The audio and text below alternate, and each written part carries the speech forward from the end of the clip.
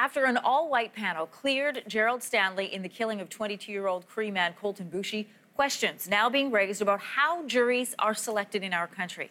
At issue is the use of what's called peremptory challenges, where attorneys can block potential jurors without having to provide an explanation. Joining us with more is criminal lawyer David Butt. Nice to have you in studio with us this morning. My pleasure. So yesterday, Colton Boushie's family met with the Prime Minister. One of the things they are calling for is the elimination of peremptory challenges. First of all, what is the issue with these challenges? Well, it is a power that both sides, the Crown and the defense, are given equally to simply, without reason, without explanation, look at a potential juror and say, no, you're gone. And, historically, it's deeply rooted. We've done it for a long time. Of course, what's behind it? No one really knows. I mean, it's very intuitive at best. It's uninformed, discriminatory, and perhaps even racist at worst.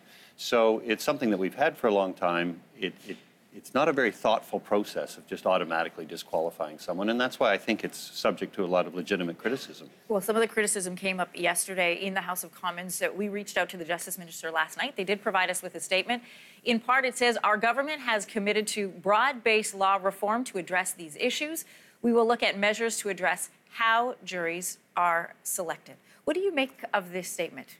I think it's crucially important. In the aftermath of the Colton Boushie case, we've seen how the composition of a jury can dramatically affect how people perceive the verdict. And I hasten to add, that may or may not have been the correct verdict on the evidence, but given the makeup of the jury, the outcome has done nothing to inspire confidence in the justice system. So we need to look at how juries are selected. This case of Colton Boushie is not the first time that peremptory challenges have come up as an issue before.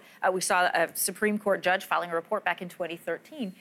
Why hasn't anybody made moves before to change this or to talk about looking at changing it? Frankly, your question is an excellent one that doesn't have a good answer. Justice Boushie, whom you're referring to, in 2013 issued a report that said underrepresentation of First Nations people on juries is, and this is his word, a crisis. So, and that's a Supreme Court judge who uses very measured language. It's not irresponsible rhetoric. So we have to ask ourselves, well, why wasn't that acted on? The fact is it was not, and that has led to a situation that we have today, an unfortunate jury verdict that sparked outrage across the country. Two questions. What happens if we do eliminate peremptory challenges, and what should jury selection look like? Right.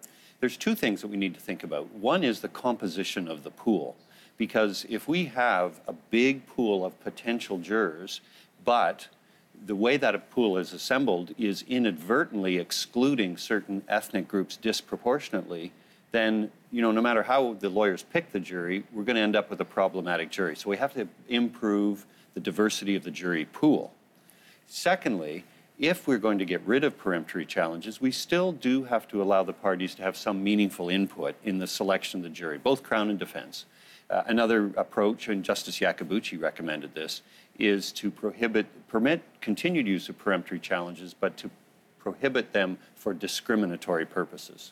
There's been a complaint, in other areas when we're looking at justice reform, that the law moves slowly. Is this something that can be changed quickly? Yeah, it's often said that to say legal reform moves at a glacial pace is to insult glaciers. So, yes, that is a big problem, but this is a relatively focused amendment if we're dealing with just peremptory challenges. That can be done reasonably quickly. However, expanding the jury pool is a bit more complicated because the federal government does the criminal laws about how juries are selected, like peremptory challenges, but each province is responsible for assembling its own pool of jurors for criminal cases. So it becomes a bit more complicated federal-provincial issue. David, I want to pick up on something that you pointed out, that you said how the pool is selected could be problematic. How is it selected right now? Well, it's selected in various different ways. Again, people are trying to be neutral, so this is not a deliberate exclusion issue, it's a systemic issue. Let me give you one example. If, for example, as sometimes historically was the case, we randomly select jurors from the pool of people who pay municipal property taxes, we have the potential to be misrepresentative because not everybody owns property. Right. And certain groups disproportionately are excluded, and certain people on the socioeconomic spectrum are automatically excluded because they can't afford to own property. So we have to be careful about what our pool is. A much more comprehensive one is, for example, the pool of people who have health cards, because healthcare is universal. So that's a better one. But then we run into another problem. For example, in some areas where First Nations are governed by federal governments, they may or may not have provincial health cards. That's right. So it has to be a very nuanced approach to how are we randomly selecting the pool. People will ask me, what about this idea of being judged by a jury of our peers? Is that an American notion that we assume applies here in Canada? Well, it's actually a British notion. And we have to be very careful about that language, because you'll know, and I think many of your viewers will know, that people who live who sit in the House of Lords are called peers. And that rule originated when people in the House of Lords who were accused of state crimes, treason and so on, said, well, I have the right to be tried by my peers. It actually meant an elitist group of white property-owning men. So we have to be very careful about importing notions like that.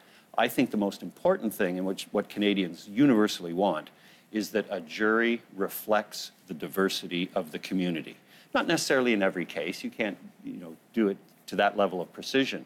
But as long as we are comfortable that the jury is, broadly speaking, representative, we'll have much more faith in their verdicts. It's an enlightening conversation, David. Thanks for joining us for it. My pleasure. Thanks so much.